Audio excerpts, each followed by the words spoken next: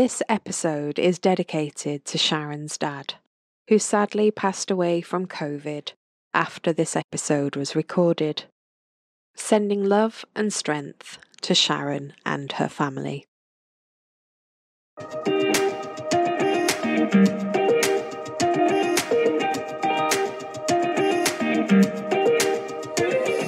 Hello, my name is Angela Cox and I am the Mindset Mentor, and this is the Mindset Mentor Meets podcast. Now, my aim is to discover and share the secrets of success. You'll hear engaging and uplifting interviews with business leaders at the top of their game, all primed to deliver bucketfuls of value and inspiration. We'll bring practical tips, success strategies, and golden nuggets of motivation to help you unleash your absolute potential. Now, please do like, share, and leave a review if you love this podcast. It really does help others to find us. Thanks for listening, and let's jump in now and meet this week's fabulous guest. Hello and welcome to the show. I am feeling super excited today because I have got with me on Zoom the effervescent and utterly gorgeous Sharon Amesu. Now, Sharon and I are currently at Cambridge together, and we are working on an executive coaching course with Cambridge. So I've been getting to know Sharon really, really well. Now, I love that on her website, she talks about encouraging leaders to be courageous and inclusive. So I'm looking forward to kind of digging into that and finding out more, because Sharon is actually a leadership and inclusion strategist, but she's also a really inspirational speaker and she's a coach. There is nothing that this woman cannot do. Sharon, you are looking fabulous. How are you, my lovely? Thank you. Do you know what, Angela? It's an absolute pleasure and delight to be spending time with you. And I'm well. I'm really, really well. I'm getting to have a chat with a friend. And so it's delightful. Thank you. It's great to be on your show. It's nice for us to be together and not to have all of the pressure of having to do our coaching and, all of the kind of learning that we've been doing over the last few months. Absolutely. It's just a nice chat with a friend. I mean, it's a brilliant program, but it's an intense program and it's full on. For the last session, it was a full week, all day. And so it's nice just to be in a relaxed space and just reflecting on life. Absolutely. And you are in a beautiful space because you've just moved house and you've got your office all set up, so it looks beautiful. Yes. Thank you very much. Yes, of course, because we're in the middle of a move in the last session and trying to organize everything, and there were boxes everywhere whilst doing this coaching. But we're getting there slowly but surely. Thank you. I mean, only you could, go on a week-long, it wasn't residential, we were at home, but a week-long course and move house in the same week. Well, yeah, I mean, it was somewhat of a challenge. And it seems like madness with the benefit of hindsight. But it's great to be in the space that we're in, especially under lockdown. Yeah. So, we're really grateful, very grateful for the space. Now, on the podcast today, this is all about you, really, and getting to know you in more detail. So we always start the podcast with what I call the shake your pom-poms moment, because I have this belief that we don't spend enough time celebrating our successes and really thinking about what we've achieved, because so often we're busy worrying and looking after everybody else around us. So this is your time to really dig in and share with us your 3 proudest moments, if you will. Wow. So it's interesting because as I reflect on that question, there's proudest moments. That's somewhat of a challenge, but there's also sort of proudest achievements as well. So as opposed to it just being a moment in time, there are also things that I'm proud of in my life.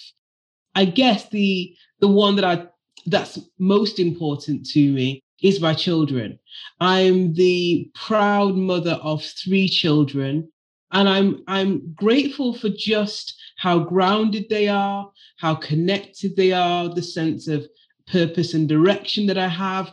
It's incredibly difficult to be a parent. It's incredibly difficult to be a working mother and still be raising your children. And throughout, I've had my children from the very beginning of my career. And I'm just really proud of the adults, the conscientious young adults that they're growing up into, who have a sense of social conscience as well, and giving back and making a contribution. So I guess my children really are perhaps my proudest achievement, the thing I'm most proud of. And you talk there about being able to balance motherhood with a career, and you've had a huge career and still do. So what are some of the challenges, I suppose, that come up when you are trying to balance both worlds? The biggest thing I think for me was guilt.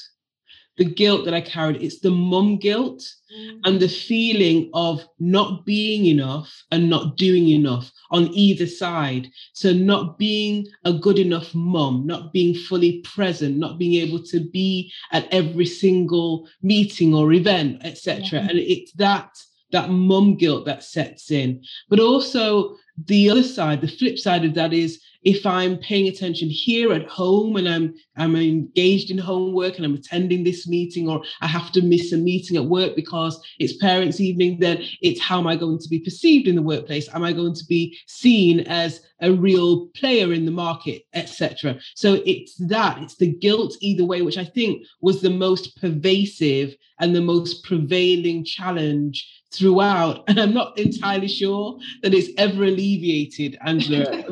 my sense is that it ebbs and flows, and it has different gradients throughout one's career, depending on, of course, the place in the journey where the children are. But that, I think, has been the greatest challenge, that mum guilt. And how do you actually cope with that then? What are some of the things that you do to alleviate it? I accept that it's a universal experience, first of all. I think there's something about not feeling alone in that. Sometimes things intensify and deepen in their impact when you feel that it's just you. But actually, it's knowing that it's a common experience for women who want to pursue their career as well as raise a family. So it's normalizing that experience and normalizing that insight. I think as well, what's been incredibly powerful for me, which has really reinforced, affirmed, endorsed the choices that I made, is in particular my daughter, who's my eldest, and she's 22. And I remember she was at the acute sharp end of my career aspirations, because I was pregnant with my daughter when I literally was in training as a barrister. So throughout my career, she's been in existence, as it were, and was very much at the sharp end of me being, it almost felt as though I was on call in many ways, but not quite.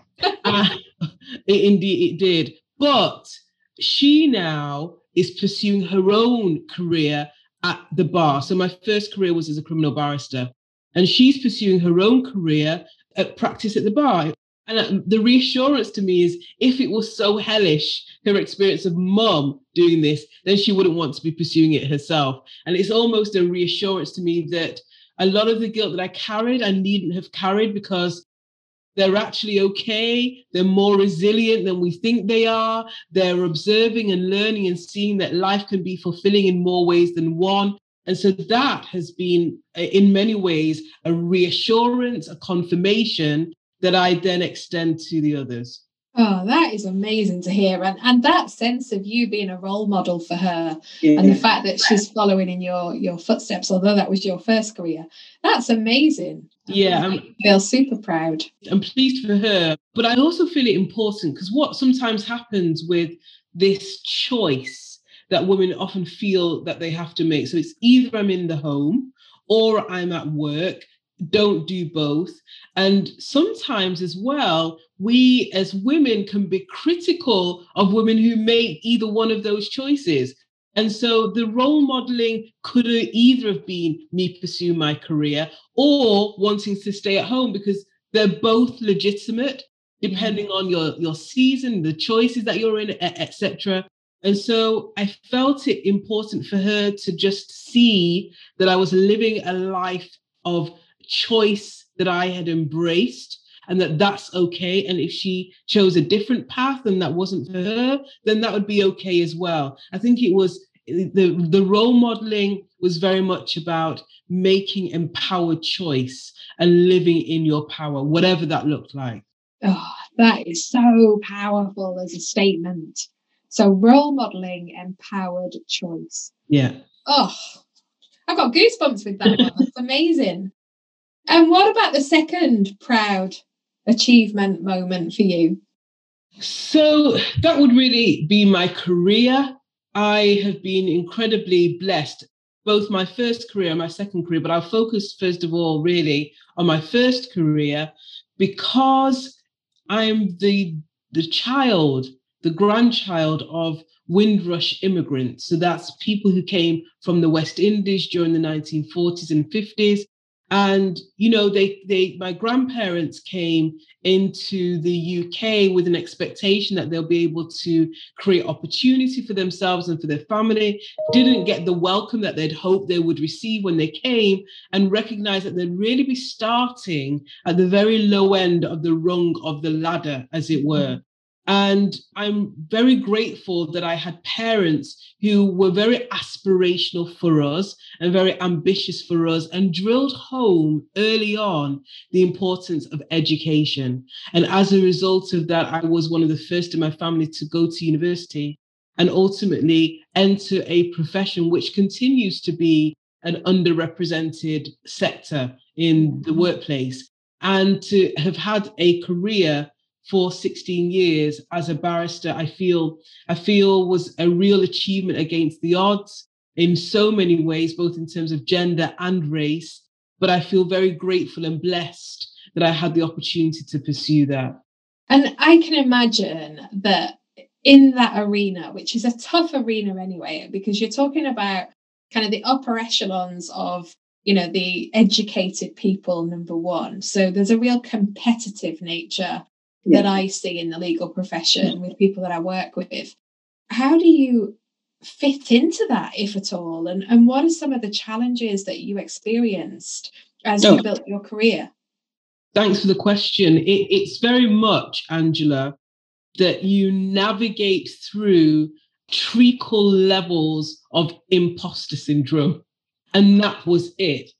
I often regale the story of entering Middle Temple. So when you're a barrister, you're socialized into the life of being a barrister, and you join one of the four inns of court where you undertake various dinings, and you sit and you eat 4-course meal. I think when I was joining the bar, being called to the bar, I think there were probably 24 dinners that I had to sit down and eat. 4-course meals. And they were lovely. They were delicious. But I remember entering this incredible building, which dates back to, I believe it's the 15th century. And it's adorned with all sorts of historical pictures and artifacts and all sorts. And I walked in thinking, I don't belong here at all. And I remember just being surrounded by all of these knives and forks and thinking, all I need at home is a knife and a fork. What is all this about? And then that's it. Where do you begin? And then they started talking, you know, about various coats of arms. And I thought, what is a coat of arms? Don't all coats have arms? What is a coat of arms? Brilliant. And they're literally strewn across the wall. It was alien to me. But what helped me to stay grounded and centered and rooted was a real sense of knowing why I was there. And it was this deep connection to purpose. So my choices in my career have been very vocational. I've had a sense of being called to something, to do something for purpose. And I knew that I was supposed to be there, and all of that discomfort, all of that unrest, all of those insecurities that abounded, that they would have to take second place to the priority and the place of primacy of serving. And I knew that the purpose for me being there was to be a voice in the criminal justice system for those who had no voice. It was to speak up and be an advocate for those who were feeling oppressed by law enforcement, etc. So it was staying grounded, it was staying rooted, it was knowing who I was, it was staying connected as well to community and family and not losing myself and my sense of self that really helped me. And it's not for me the notion that you get past imposter syndrome and you alleviate yourself of it altogether, I think is an illusion in many ways. It's just about the strategies and tools that I use to once again ground myself and think, why am I here? What purpose am I serving here? And connecting to that.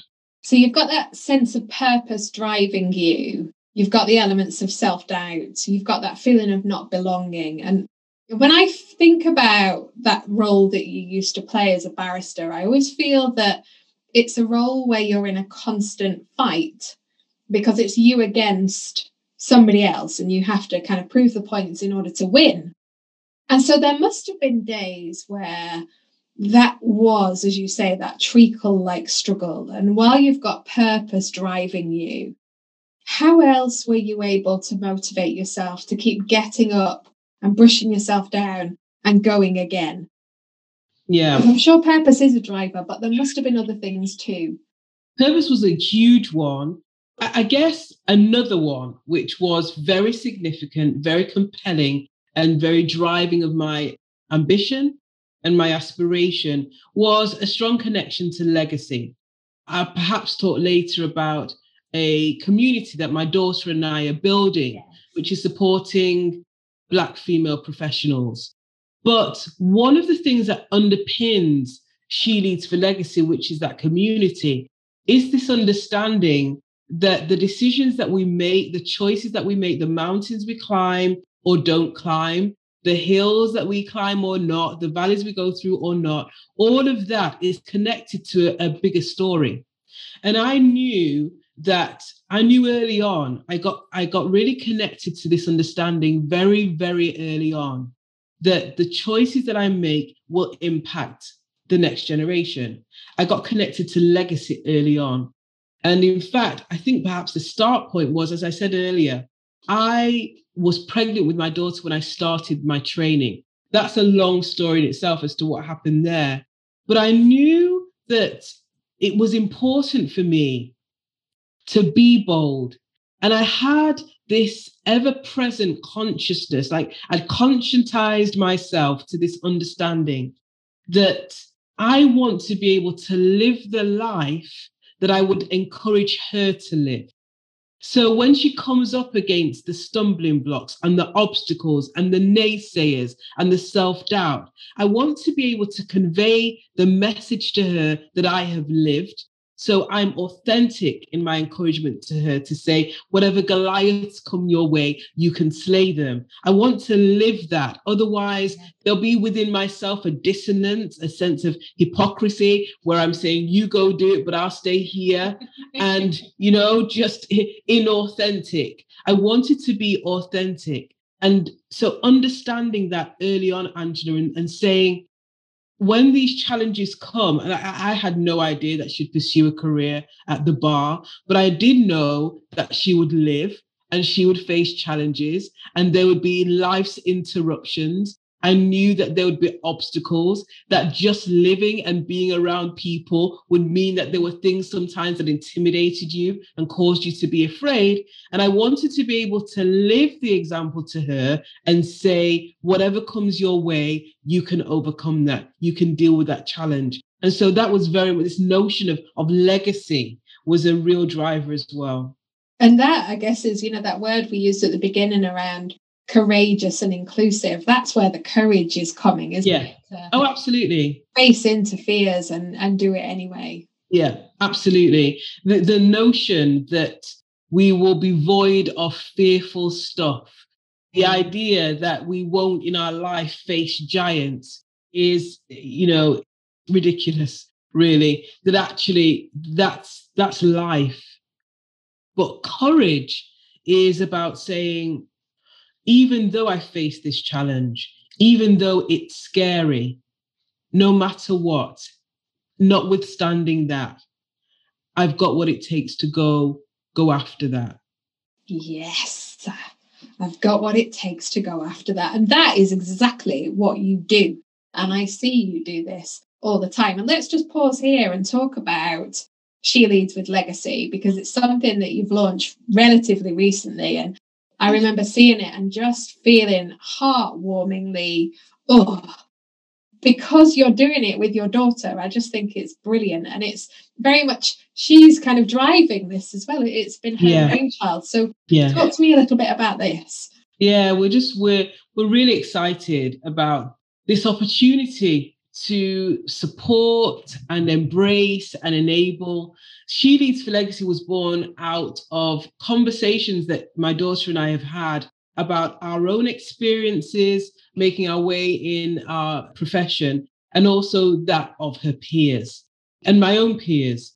And She Leads for Legacy is very much what it says on the tin, that we, in our choices to step up into leadership, we do so not just for ourselves, but we do so for those who are coming behind us. Yeah. And it was that consciousness that I certainly had in my own career of knowing that my decisions had a wider impact that was fundamental to this, but also recognizing that it's necessary, it's essential, it's vital right now, Angela, for us to see change in the areas where there has been stagnancy for so long. Mm.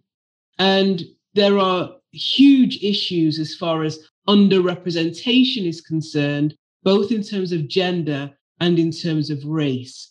And what we recognized is that there is a double jeopardy, as it were, for Black women, because we have the challenge of both gender and race. And we recognize together that rather than us bleating from the corner and having our daily conversations about the inequalities and the unfairness, that we would embrace the Mahatma Gandhi, I believe it is, and be the change that you want to see in the world.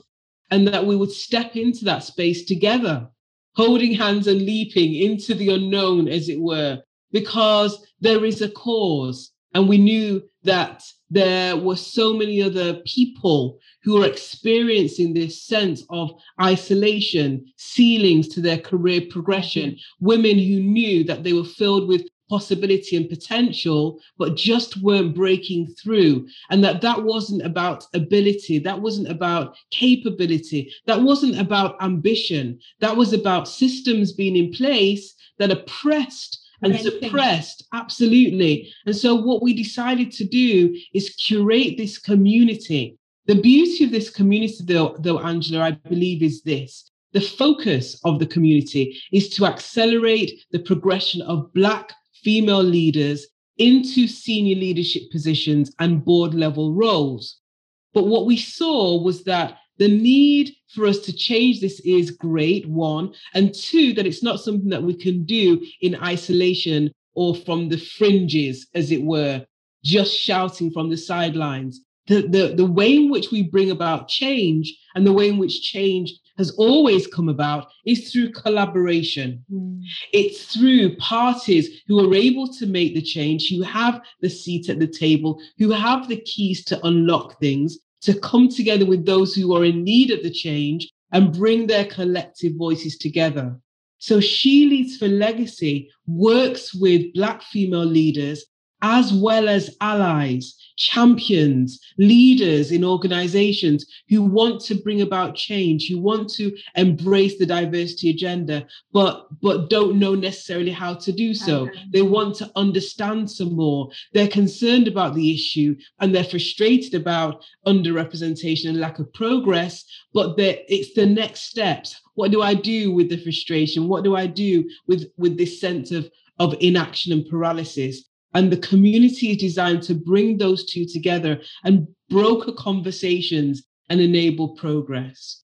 And I have absolutely no doubt that you will make that happen because of the way that you were able to just hook into the things that matter and get people to feel passionate about it. You know, I feel this sense of momentum just in our conversation today. So I have no doubt that you'll be successful. And one of the questions in my mind at the moment, based on the fact that your daughter is following in your footsteps, is this idea of understanding, has the legal profession moved forward since, you know, the time when you were working in it? Or is your daughter still experiencing the same challenges that you did? Yeah. Has there been any progression? Yeah, it's interesting, isn't it? We're sort of caught between the what is and the aspiration and the hope. So there has been progression, for sure. There is more representation now than there was 20 plus years ago when I was at the bar. I was the first Black woman to enter the set of chambers that I entered into. There more have joined since then. So there's no doubt that there is progression, and that ought to be acknowledged. It's not all awful. I think it's really important to posit that there has been progress. The issue is that the scale and the pace of progress is woefully inadequate. And that there are still the issues that are extant that should no longer be in existence. And so, for example, just one example, there's a young female barrister called Alexandra Wilson, and she's an Oxbridge educated barrister. She's achieved a number of scholarships. She's recently written and published a book, which is incredibly successful. She's raising her visibility and her profile as a leading lawyer. And she relayed just a matter of months ago that she attended court recently. And when she attended court on 3 separate occasions, now bear in mind that she was dressed in her attire like her white counterparts, but when she entered into the courtroom on 3 separate occasions, she was mistaken for a defendant. And the assumption was made that she was a defendant, not a default, that she could actually be counsel in that position. Now, one might say, well, you know, once she corrected the impression that those who'd mistaken her identity and her purpose for being there, well, they would now know and they would treat her differently. But it's not that simple.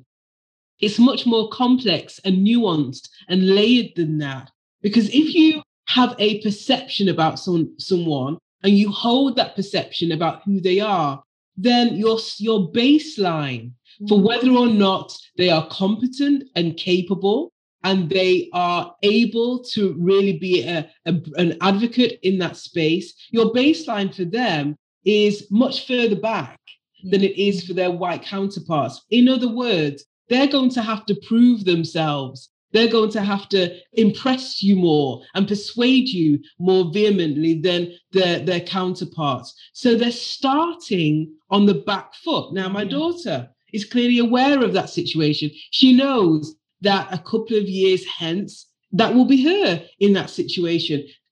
And it's not uncommon. What was interesting, Angela, is that when Alexandra shared that story, so many other members of the bar who are from Black and Asian backgrounds, in particular from Black backgrounds, came forward and explained that they had experienced precisely the same thing. Well, and then one comment that was made, because this largely played out on Twitter, one comment that was made by someone who was well-meaning and intending to support, they said, Alexandra, you're doing a great job. And this is sometimes what happens when you're pioneering. You're pioneering into new space. And I said, she's not pioneering. She's not entering new space. There's been Black barristers around for a long time.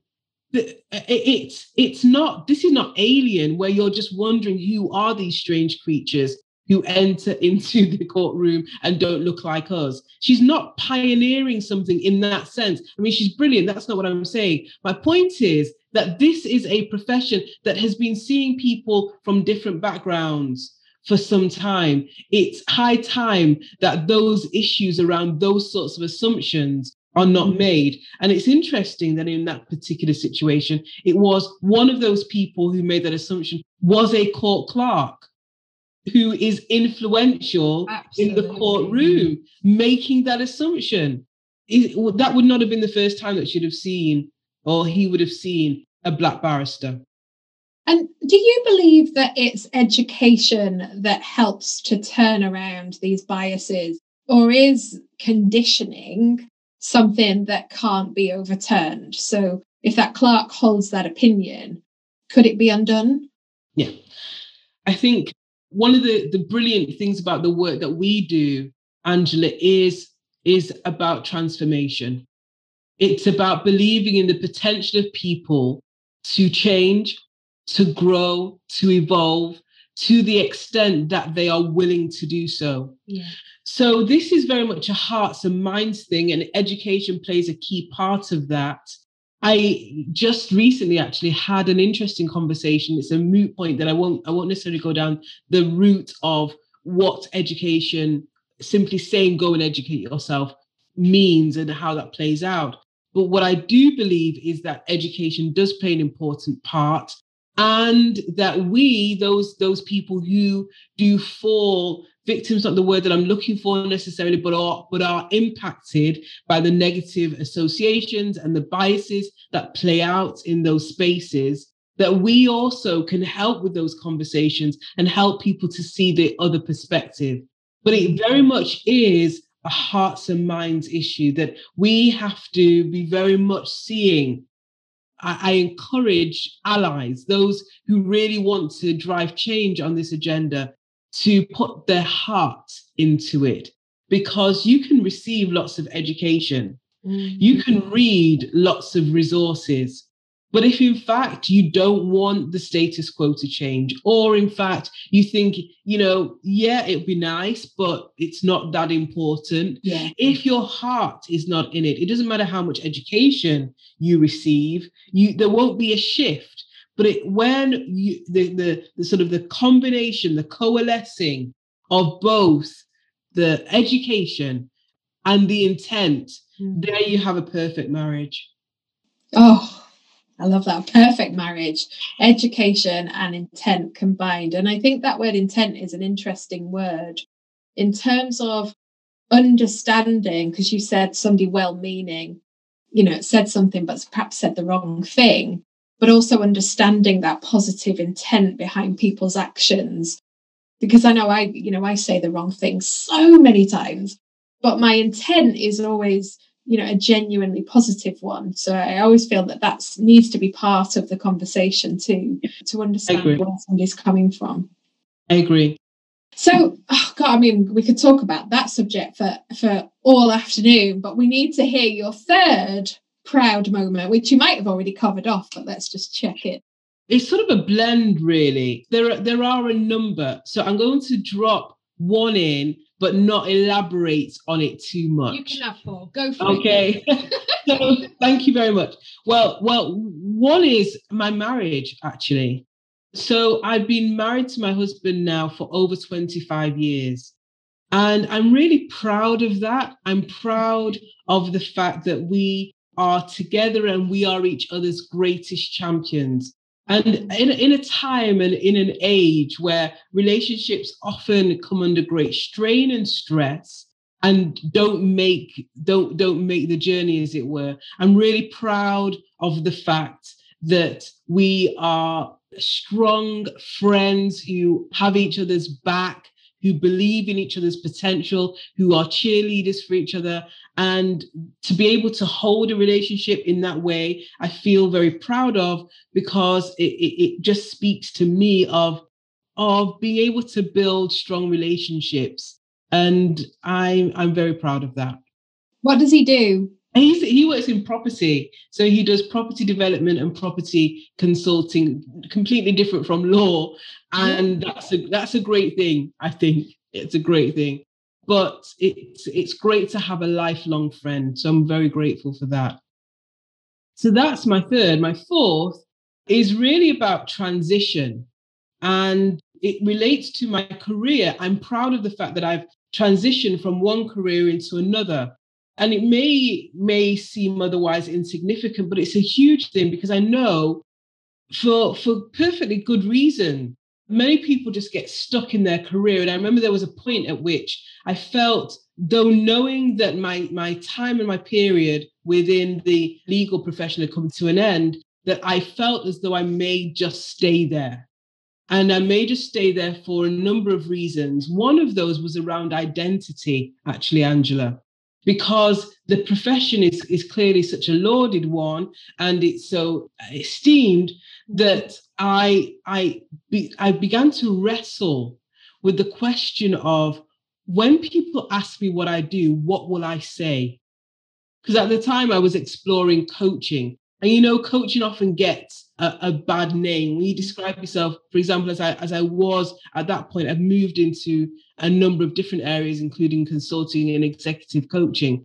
But at the time, early on in my transition away, I was focusing on life coaching, which often gets a really bad name. We've had this comment, yeah. And so I thought, what will I do when people ask me, what do you do? How can I explain, oh, I'm a life coach? And then explain, well, yeah, I'm new to this profession. And then the conversation would go on, what were you doing before? And I'll say, a barrister. And they'll go, you were a barrister, and now you're a life coach.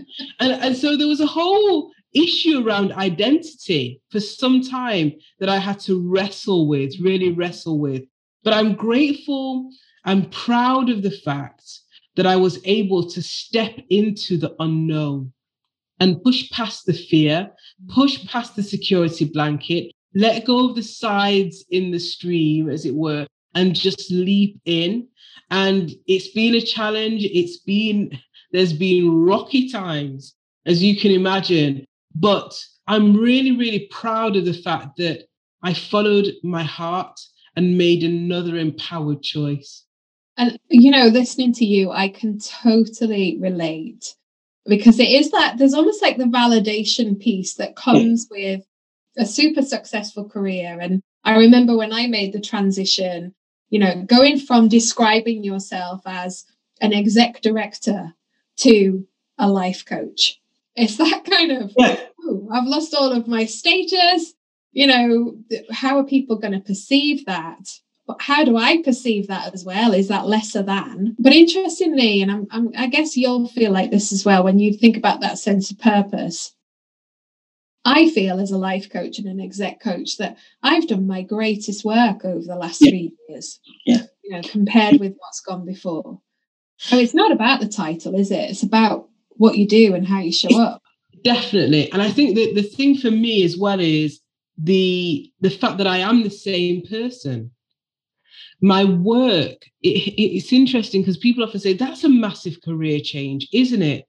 And in some ways it is, because they are different professions, but I'm the common denominator, and it's about people.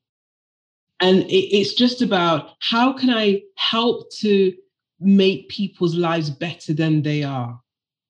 That's it. And so it manifests itself in different ways. I find that I'm rewarded, I'm fulfilled by this. I find myself growing and emerging and evolving as I'm coaching and enabling others. Yeah. I find myself in my consultancy work, in leadership and diversity and inclusion, learning and growing as I hear other people's experiences. It's such a really fulfilling career. But I'm also grateful for my time at the bar. I'm grateful that I was able to pursue a career that enabled people to walk through a court door free when they may have well spent some time in prison. I'm grateful for the time that I was able to be an advocate in domestic abuse cases where women were in really oppressive situations and horrible circumstances. I'm really grateful that I was able to contribute in some way to helping to make someone's life better. And I mean, that's a really small statement at one level, contribute in some way, but the difference that you've made to so many people's lives, you couldn't even measure it. It's enormous. You can't really measure freedom and the feeling that freedom gives you. Yeah, I'm blessed and grateful. And you deliver freedom now in a different way. It's kind of freedom from yourself and all of your constraints. Absolutely. Absolutely. It's interesting you should say that, Angela, because I remember for some time I was delivering programs in a local women's prison. And I remember speaking on this particular program, and there was a woman in there who, when you're delivering programs, when you go in to do work, you certainly don't explore with the women in there what their offence is. It's just not appropriate, nor is it necessary. On this particular program, at the end of the program, one of the women came to speak to me, and she was relaying how she was looking forward to seeing her grandchild. Her grandchild would be coming in to visit. The grandchild was born while she was in prison, and she was really excited. And I was struck by how animated she was. And she spoke in a way which gave me the sense that not too long from that point, she'd be heading home. She'd be spending time with her family. And so as she talked, she was talking about her time, etc. And I said, "Oh, wow, how long have you got left?" And she said, "Oh no, I'm a lifer." And I remember thinking, wow. So the way in which your perspective on the world, your sense of hope and expectation is so much deeper than people I've seen who have everything to live for, who aren't incarcerated. And it's almost as though there's a distinction between liberty and freedom. So you can take someone's liberty, that is, you can constrain them in a place, you can restrict their movement, but freedom is within. Yeah, it's something you decide that you've got. And that's almost linked to that Stockdale paradox of always having the faith. Yeah. I love that. So freedom is within. We should take that as our kind of big takeaway from this session today. And I've got a killer question for you now. Okay. And I can't wait to see what your take on this is going to be, because there is no doubt that you are successful. Everything that you've talked about today defines that. But I want to understand from you what you believe the ultimate secret to success is. I reflected on this, and one, I guess there's work that I still need to do with myself, Angela, because accepting that I am successful, it's still a challenge, because I know there's still so much more that I want to achieve. But of course, it is about celebrating the now and being present in the now and acknowledging the thus far. That's what we tell everyone else. Oh, we do. Because we're coaches. Indeed. And we're authentic, so we believe it too. I believe that it's an old adage, actually. Sometimes just the simplest, oldest adages are the ones that stand the test of time. For me, there are two, really. One is my faith. So I have a strong, grounded faith. I'm a Christian. And that has been such a foundation for me to stay connected to purpose. One of the secrets for me to my success is knowing that there's someone greater than me and there is a purpose greater than me. And it offers me hope that when there are dark times, when there are challenges, that I have hope and that a new day will dawn. Yeah. And so I feel that actually that's really it. I think in many ways it's my faith that is ultimately my big secret to success. The other is staying connected to cheerleaders. I'm surrounded by incredible people who believe in me, even when, and especially when I don't believe in myself. And those moments they come for most of us, if not all of us. Those times when you're inhabiting doubt. You've got a vision, you've got a dream, you've got an ambition, but it's slow in coming. And you start to doubt whether or not you can actually do this. Do you have what it takes? And then your cheerleaders come alongside you and they remind you of who you are and your potential. And so surrounding myself with cheerleaders, I believe, has been fundamental for me in achieving what I've achieved thus far. No, I love that. And I've got to add one in as well. For the secret to your success has to be your dad and all of his words of wisdom, many of which you've shared with me. And they've personally helped me as well. So, having him giving you all of those wise words along the way. Yeah, absolutely. But he was incredibly inspirational to me and continues to be. He's big in stature, big in charisma and presence. He's quite a strong character. But what I noticed most about him, which is being very instructive for me, is his fearlessness. Once he had a conviction about something, then it wouldn't matter who he was facing, who the opponent was, whatever status they had, he wouldn't be intimidated by it. He had a strong sense of knowing who he was and would not be intimidated. And that stayed with me. I think I shared with you as well, Angela, about one of his saying, which is bend your mind to the condition. Yeah. And that is essentially, things will happen in life that aren't according to plan. Things will happen in life that, upset the apple cart, that disrupt us, that throw us off track. We have a choice every single time in that moment, whether we yield, we surrender, and we submit, and we give up, or we bend our mind that this is the situation. How do I work my way through this? How do I make something of myself in this? How do I bounce back even better? Bending your mind to the condition is one of the sayings that he shared with us growing up. And that's the one that you shared with me that just kind of, just spoke to my heart in that very moment. So I am grateful to your dad too. I shall pass it on.